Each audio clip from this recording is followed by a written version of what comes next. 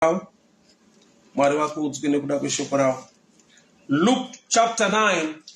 Luke chapter 9. Luke chapter 9.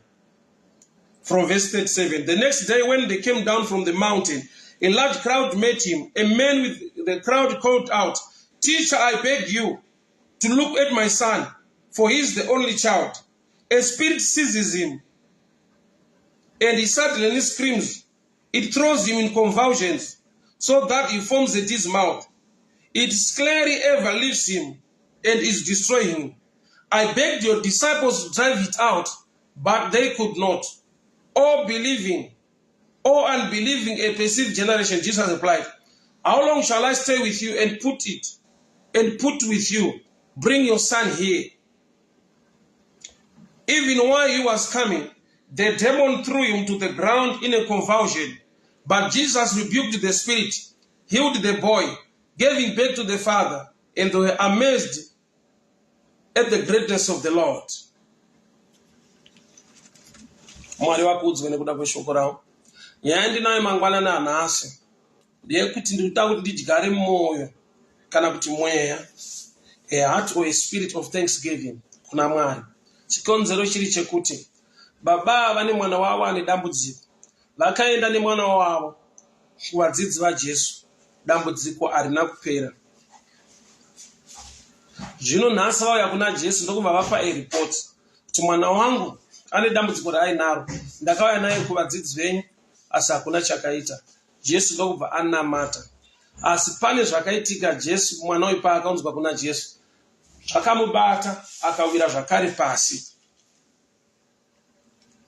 While the boy was coming, the demon threw him to the ground in convulsion. Zviri kuitika pano, mukomana asati adeliverwa, the demon hit back again, even in the presence of Jesus. Aunzwa kuna Jesu, Jesu akuda kudhila nemwana uyu kuti adzike dambudziko. Zvanzi demon rakamubata akawira pasi. Zvikaitika zvakare zvaimboitika. Jesu aripo arikuda kudzinga mweya uyu, but zvamubata akawira pasi.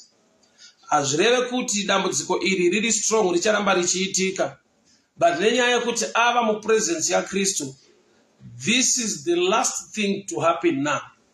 Handiziva ndikuda kunamata naye mangwanani ano.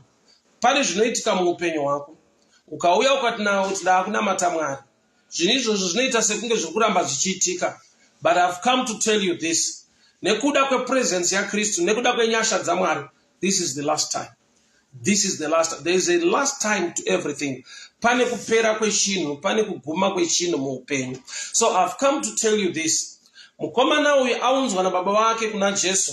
While he was coming to Jesus, the demon came again on this boy. Rikamuwisira pasi. Zvoita kuti baba avanzwe kuora moyo, kuti sei zvaakuitika ndauya naye kuna Jesu, but havanonge vaziva kuti this is the last time. Ndiri kuda kuisa ganhuro pasituation yakunetsa kwemakore. Ndiri kuda kutaura simba raMwari nenyasha dzaMwari pamusoro pesituation yakubata kwenguva refu.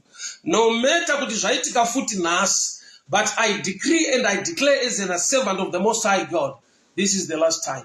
Iyi ndonguva yekupedzisira. Asi kuzoitika zvakare.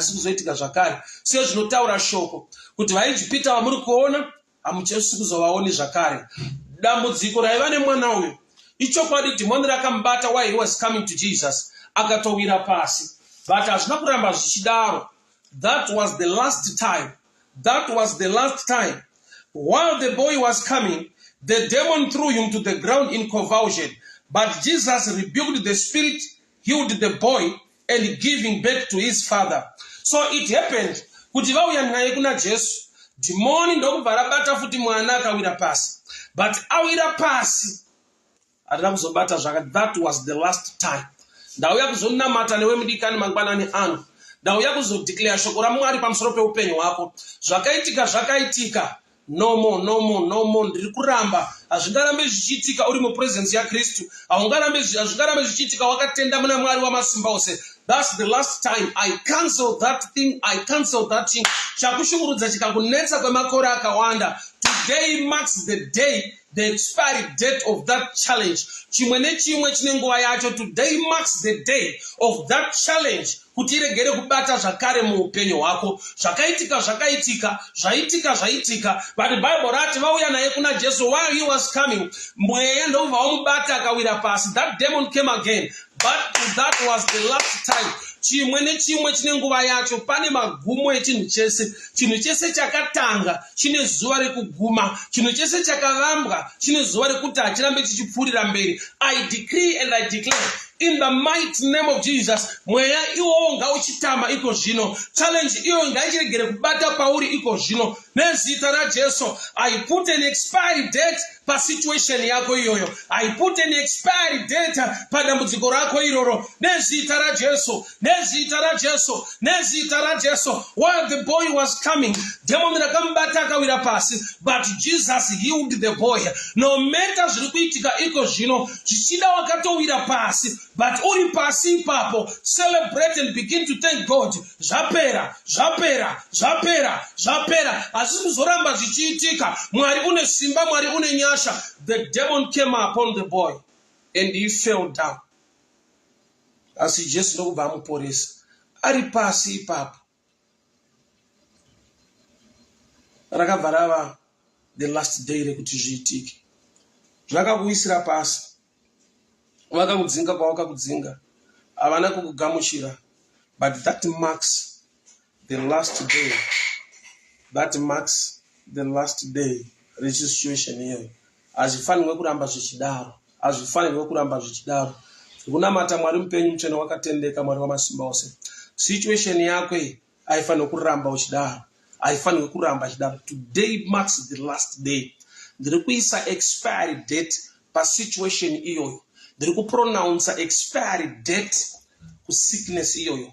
Ndiri kupronounce expiry date in the mighty name of Jesus. In the mighty name of Jesus. Baba vakauya nemwana wavo akamiswa pamberi paJesu. Vakauya naye kuna Jesu. Bible wrote, while the boy was coming, the demon attacked the boy and he fell down. While the boy was coming, the demon threw him to the ground in a convulsion. Zvakamubata akawira pasi. But paakazosimuka, ndorakava last day rekuwira pasi. Urambe uri pasi, you will rise. Aurambe uchitsikirirwa, nyasha dzichakusimudza. Aurambe uri kutarisirwa pasi.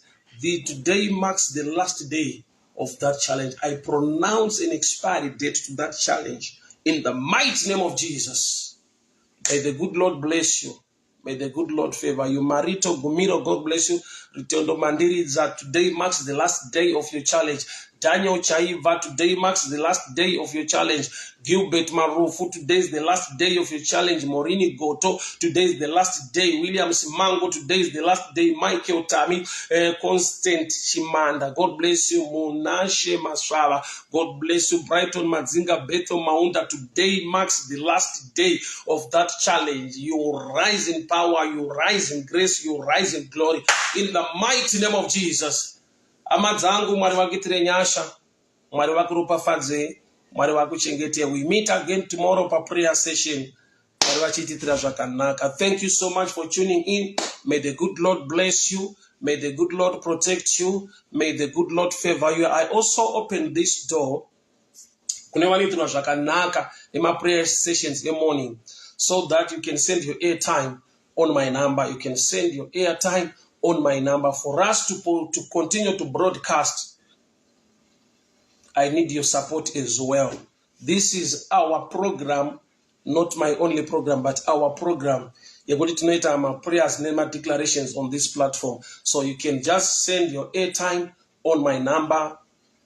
Also join me to Nhasi Manero tonight, 8:30 p.m. I'll be live on Star FM teaching about mentorship. Tonight, 8:30 p.m. Manero, dinner service. Join me to Star FM na 8:30 p.m. tonight. Mwari vakitire nyasha, Mwari vakuropafadze, Mwari vakuchengetei. Bye bye. God bless you.